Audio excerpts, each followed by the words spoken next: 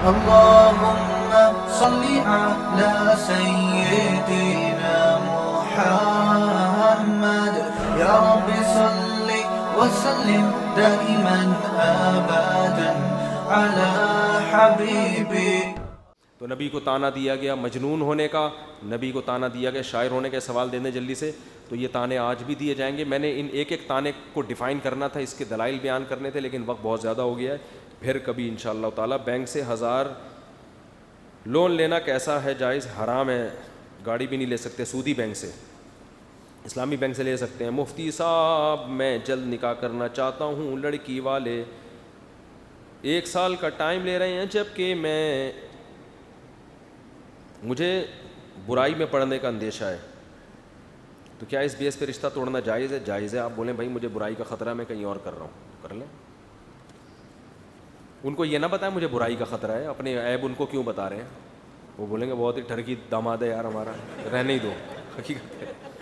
تو ہر بات ہر ایک کو بتانے کی نہیں ہوتی. آپ ان سے بولیں بھائی مجھے مجبوری ہے، مجھے جلدی شادی کرنی ہے، ایکچولی میرے گھریلو حالات اس ٹائپ کے ہیں کہ مجھے اجازت نہیں دیتے.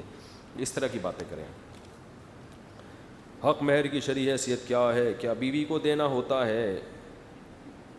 نہیں، یہ بیوی کے ماموں کا حق ہے. تو بھائی بیوی کا ہی حق ہے، اس کی شرع میں بڑی تاکید ہے. بیوی دل سے معاف کر دے تو معاف ہو جاتا ہے. اب کس قسم کی بیوی آپ لے کر آئیں یہ آپ پر ہے، لیکن دل سے معاف کرے. اوپر سے معاف کر دیتی ہیں بیچاری شرم مروت میں، پھر معاف نہیں ہوتا. سمجھتے ہو؟ اچھا یہ مالی معاملات میں جو ہے نا، دینداروں کی جو میں بات کر رہا تھا، مالی معاملات میں 2 نمبری ہے. ان مالی معاملات میں 2 نمبریوں میں پیسوں کا معاملہ کہ لے کے پی جاؤ، کاروبار میں 2 نمبری.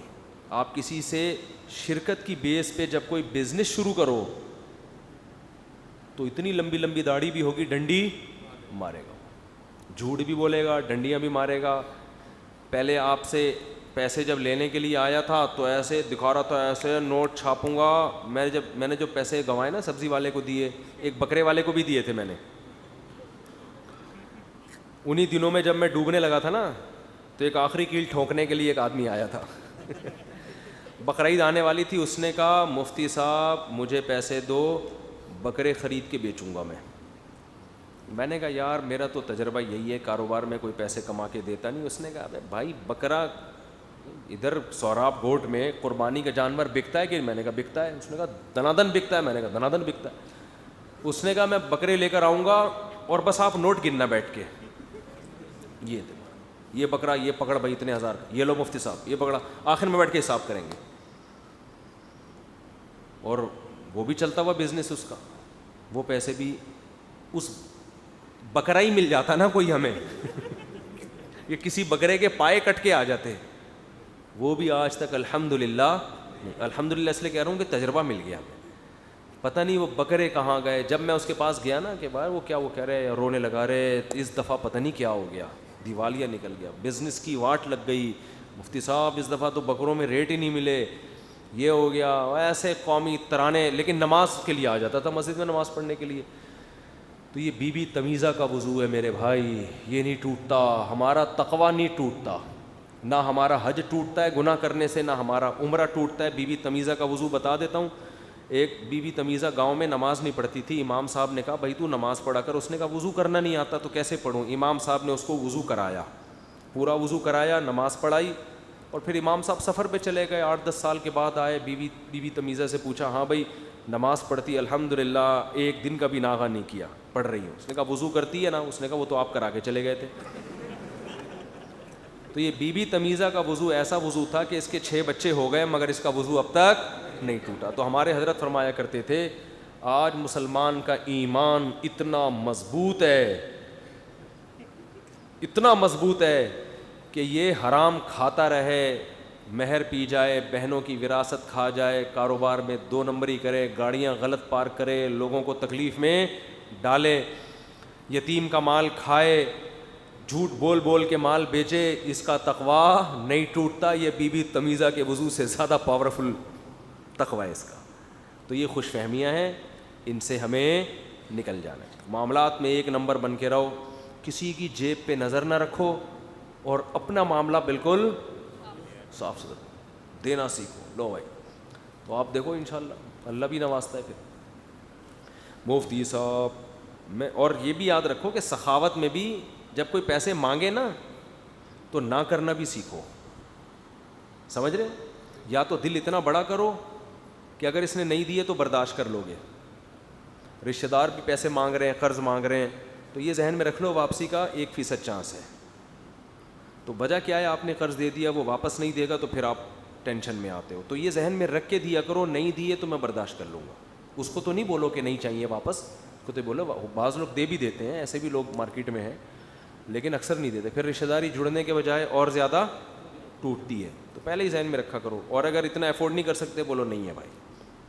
کیا بولو, یہ اس میں کوئی گناہ نہیں. وہ جو دینے کے بعد معاملات خراب ہوں گے نا, وہ زیادہ گناہ ہے. قرآن کیا کہتا ہے, قول معروف و مغفرۃ خیر من صدقۃ یتبعها اذی. شروع میں معذرت کر لینا اس تکلیف سے بہتر ہے جو بعد میں ہو. مفتی صاحب جب نماز کا ٹائم ہو جائے اور والد صاحب کا بھی کوئی حکم آ جائے تو نماز پڑھیں, یا پھر ابو کا حکم مانیں. بہت دنوں سے پریشان ہوں, جماعت کی نماز کا ٹائم ہے تو پھر تو جماعت سے نماز پڑھنا واجب ہے. ابا کو بتا دیں, ابا کو انکار نہ کریں. ابو کو بولیں ٹھیک ہے میں نماز پڑھ کے بس 2 منٹ میں آیا, میں یہ کام کر رہا ہوں. یہ نہ کریں میں نہیں کر رہا, بولیں بس 2 منٹ میں آیا نماز پڑھ کے. ابا کو بھی چاہیے کہ جو بندہ اللہ کا نہیں ہے تو ابا کا کہاں سے ہوگا. وہ ابا بھی عجیب ہے. ماں باپ کا تو فائدہ اس میں کہ بچے کو اللہ کے حقوق سکھائیں. وہ اللہ کا بنے گا تو آپ کا بنے گا. آپ مذہب سے ہٹاؤ گے تو انگریز بنے گا, پھر وہ تو مانے گا ہی نہیں آپ کی بات میں. واش روم روک کر نماز پڑھ لینا تاکہ نماز وقت پر ادا ہو جائے. اگر نماز قضا ہونے کا خطرہ ہے پھر تو ہر کنڈیشن میں پڑھنی ہی پڑھنی ہے. لیکن اگر قضا نہیں ہو رہی تو پھر واش روم روک کے نماز پڑھنا مکروہ ہے, حدیث میں منع ہے. تسلی سے پہلے فارغ ہو جائیں, اس کے بعد بے شک جماعت نکل جائے نماز پڑھیں. لیکن قضا ہو رہی ہے تو پھر ہر قیمت میں پڑھ لے. پہلے نماز اگر پڑھ لی ہو تو بس کافی ہے. اللہ پر اس شرط کے ساتھ ایمان لانا کہ اگر یہ بات غلط ثابت کہ میں جس خدا کو مانتا ہوں وہ خدا نہیں ہے تو میں اس دعوے سے انکار کر دوں گا. تو کیا یہ شرط و نیت کے ساتھ اللہ پر ایمان لانا کیسا ہے؟ بالکل غلط ہے. ایمان میں ذرا سا بھی شک تو وہ کفر ہے. بغیر کسی شرط پہ اللہ پر ایمان ہوتا ہے کہ ہے یقین ہے ہمیں, یوں ہو جائے گا تو میں مانوں گا, یوں ہو جائے گا تو اس کا مطلب نہیں مانتا. ایمان 99% نہیں ہوتا. 99% ایمان بھی کفر ہے, 1% ایمان بھی کفر ہے. 100% ہوگا تو معتبر ہے, ورنہ نہیں. مفتی صاحب میں ابا کے لکھا ذرا آہستہ پڑھیں. میں ابا کہتے ہیں کہ پہلے پڑھ لو پھر اس کے بعد کھانا شروع کرو گے اور اپنے پاؤں میں ہو جائے گا تو 22 سے 25 سال میں شادی کرا دوں گا. یہ آہستہ والی بات تو نہیں ہے, مگر میں کہتا ہوں کمانے کا شروع کریں تو پڑھیں. ابا کے بارے میں ادھر بوجھ رہتا ہے, کیا علاج ہے؟ ابا سے بغض تو بہت بری حرکت ہے یار. ابا ہی تو ہیں جس کی وجہ سے تم یہاں پر ہو. ابا سے بغض, ابا سے نفرت, ابا سے یہ سب چیزیں تو ڈکشنری سے نکال دینی چاہیے. باپ کے تو احسانات, آپ جو کچھ ہو اپنے ابا کی وجہ سے ہو. انتا و مالو کا لی ابی کا حدیث میں آتا ہے, تو بھی تیرا مال بھی تیرے باپ کا ہے. ٹھیک ہے نا, ہم تو کہتے ہیں نا باپ کا مال ہے, تو بیٹا اصل میں باپ کا مال ہوتا ہے. تو ابا کی کڑوی کسیلی برداشت کیا کرو. باقی شادی سے منع کر رہے ہیں تو نہ مناؤ, کر کے بتا دو ابا ہو گئی ہے. کیا کر لیں گے ابا؟ جب ابا منع کر رہے ہیں تو آپ اپنے خرچے پہ کر رہے ہو تو کر کے بتا دو ابا ہو گئی ہے. بچہ ہو جائے تو بولو ابا دیکھو میں بھی ابا ہو گیا. آپ سمجھتے سے دنیا میں آپ ہی ابا ہو سکتے ہیں. تو ابا جس پروسیس سے گزر کے آپ ابا بنے ہیں, میں بھی اسی پروسیس سے گزر کے ابا بناؤں. کوئی غلط کام میں نے نہیں کیا. تو اس کے بغیر ابا تو آج کل نہیں کرتے بھائی شادی, نہ ابا کرتے ہیں نہ اماں. وہ تو بس یہی کہہ رہے ہوتے ہیں کما کے ہمیں کھلاتے رہو بس. اللہ ماشاء اللہ. مفتی طارق مسعود صاحب کے بیانات سننے کے لیے youtube.com/مفتی طارق مسعود کو سبسکرائب کریں. اور اگر آپ لائیو ویڈیو کو کبھی بھی مس نہیں کرنا چاہتے ہیں تو سبسکرائب کرنے کے بعد بیل آئیکن پہ کلک کرنا مت بھولیں. جزاک اللہ.